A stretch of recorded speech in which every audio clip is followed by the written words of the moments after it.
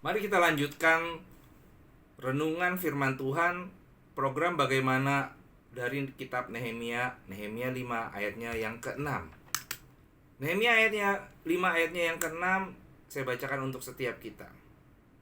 Maka sangat marahlah aku, maksudnya Nehemia, ketika aku dengar keluhan mereka dan berita-berita itu. Saudara-saudaraku yang terkasih, seperti yang kita ketahui, marah adalah sesuatu yang harus dihindarkan. Marah atau amarah itu tidak boleh dimiliki oleh anak-anak Tuhan. Musa, kenapa dia gagal masuk dalam tanah perjanjian? Ya karena masalah amarah ini kan. Bahkan Yakobus 1 ayat 2 mengingatkan bahwa amarah manusia tidak mengerjakan kebenaran di hadapan Allah. Jadi kita tidak boleh marah. Tapi kalau kita baca Nehemia pasal 5, khususnya ayatnya yang ke-6, amarah Nehemia adalah amarah yang tepat. Amarah yang sudah berasal dari hati yang dikuduskan. Dikatakan di sana Nehemia menjadi sangat marah. Kenapa Nehemia sangat marah?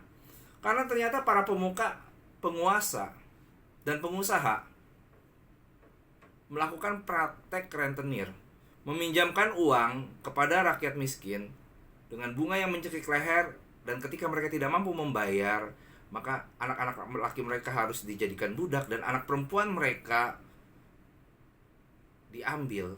Jika dia cantik akan terpaksa menjadi istri. Bukan hanya itu, sedang Nehemia berjuang bersama saudara-saudara seiman, saudara-saudaranya sesama orang Yahudi. Nah, orang-orang ini mengambil kesempatan di dalam kesempitan, menjualnya kepada Nehemia. Dijualnya kepada Nehemia supaya dibeli lagi oleh Nehemia, lalu mereka kasih pinjaman atau utang, kemudian dibeli lagi. Dan inilah sumber dari amarah atau marah Nehemia. Ini sesuatu yang tidak pantas. Kenapa? Karena berbahagia di atas penderitaan orang lain, berbahagia di atas kemelaratan orang lain. Jadi di sini kita bisa simpulkan apa? Tidak selamanya kemarahan itu buruk.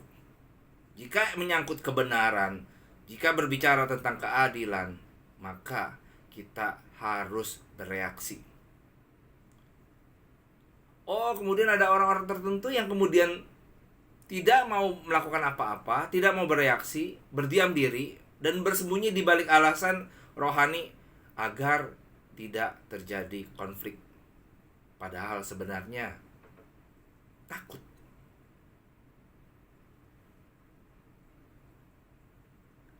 Saya menemukan sebuah kutipan yang berbunyi begini.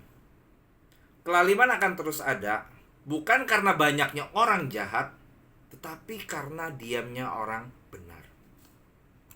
Amarah anak-anak Tuhan, amarah orang benar yang terarah, itu merupakan sebuah keindahan dalam hidup ini. Marah itu indah.